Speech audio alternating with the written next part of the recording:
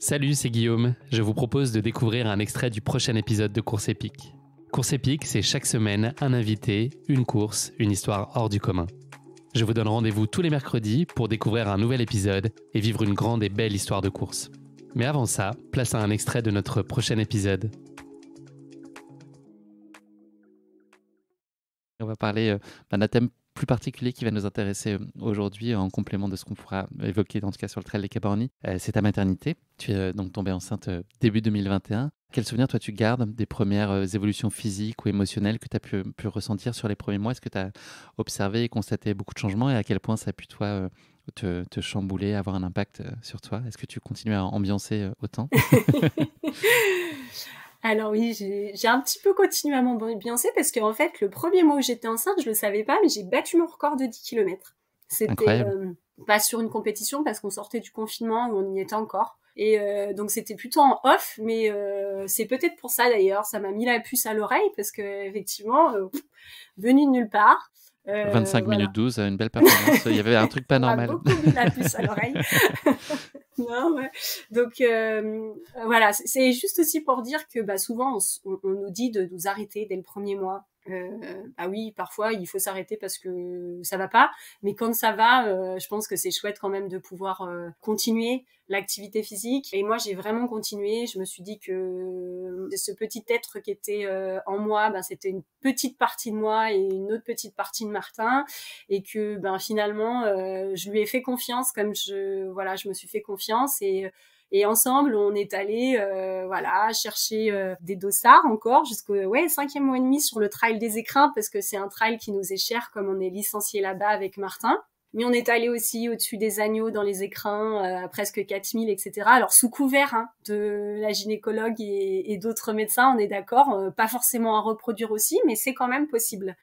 Voilà, de faire ça. Donc moi, je me suis pas tellement arrêtée et j'ai vécu aussi de belles émotions en étant enceinte, d'autant plus que on sent quand même une activité, on va dire, avec nous. Et Tu n'es et pas donc toute seule. voilà, c'est ça. Et donc du coup, c'est plutôt sympa de voir comment le petit bébé réagit, etc. Alors je dis pas que je me suis pas arrêtée de temps en temps, bien au contraire. J'ai eu des contractions aussi comme tout le monde, et puis ça c'était le signe, effectivement, je l'ai pris comme tel en tout cas. Peut-être le lendemain de faire un petit peu plus de récup, de la jouer un petit peu plus light, etc. Mais voilà, Faustine en tout cas a été très très cool pendant cette grossesse. Peut-être que pour l'instant elle est un petit peu peste, donc je la remercie pas tout de suite, mais ça viendra peut-être à un moment donné. Mais ouais, ça s'est très bien passé. Je pensais pas du tout que ça allait se passer comme ça, et c'était plutôt quelque chose de chouette, d'apaisant, et ouais, c'était bien. Est-ce que malgré tout, ça a pu être déstabilisant ou avec des questions que tu te posais sur savoir quoi faire, pas faire? À quel point tu as besoin de t'entourer peut-être pour te guider aussi et être sûr de faire des choses aussi qui soient raisonnables malgré tout? Qui a pu t'accompagner là dans tout ce cheminement? Moi, je pense que oui, quand on a un premier enfant, c'était le cas là du coup, on sait pas. Je pense que le deuxième, ça doit être un peu différent en regard des retours qu'on entend, etc. On est peut-être un peu plus flex, quoi. Mais là, on sait pas trop. Et d'autant plus que chaque grossesse et maternité sont complètement différentes. C'est vraiment quelque chose qui est personnel, très personnel. Et donc l'idée, c'était quand même de m'entourer de personnes qui, à la fois, puissent m'orienter un peu, mais aussi qui respectent un petit peu mes envies, parce que c'est important aussi de...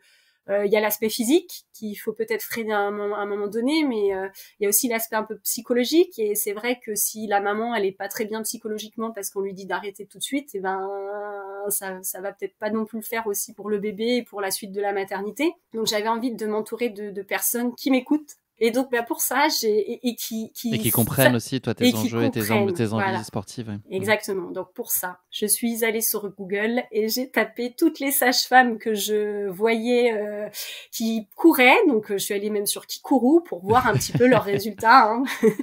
Et voir index si 432, non, ça m'intéresse pas. Mais au final, il y en avait pas beaucoup. Alors donc mon choix, il a été très vite fait. Et puis du coup, j'ai choisi une sage-femme qui a été géniale, autour de Grenoble, et qui m'a énormément suivie. qui vraiment m'a tout de suite dit, bon, écoutez, Laure, votre corps sait ce qu'il doit faire, sait comment il doit réagir, donc on va faire ça ensemble, mais vous allez très bien réagir toute seule et vous allez très bien faire vos adaptations en fonction de vos ressentis, etc. Et jamais elle m'a bloquée, jamais elle m'a freinée, jamais voilà, elle m'a dit alors peut-être qu'en discutant on a vu ensemble ce qu'il fallait faire ou moins faire, mais effectivement ça c'est intéressant. Est-ce qu'il y a des points d'attention qu'elle a mis en lumière en particulier? Est-ce qu'il y avait des choses sur lesquelles il fallait que tu sois, enfin, en tout cas des signaux qu'il fallait que tu interprètes avec particulièrement d'attention? Oui, bien sûr, bah, les douleurs particulièrement ou les contractions. Alors c'est dur de savoir hein, ce que c'est une contraction. D'ailleurs moi-même je ne savais pas ce que c'était vraiment, hein, mais du coup peut-être c'est ressenti plus au niveau de la respiration, du ressenti, voir comment voir les choses. Et puis c'est vrai que je suis arrivée avec mes questions un petit peu atypiques. Je lui ai demandé, ben voilà, est-ce que je suis à 5 mois et demi, est-ce que je peux aller à 4000 mètres d'altitude? Donc elle savait pas vraiment, donc elle-même elle s'est renseignée, etc. Et voilà, donc il y a eu un petit protocole d'adaptation, on a dormi à 2000, etc. Donc elle a vraiment personnalisé les choses. Et puis en fait, ce que j'ai beaucoup apprécié, c'est qu'elle ne me dise pas non. Donc dire vous ne pouvez pas, etc. Elle a fait évoluer la chose, voilà.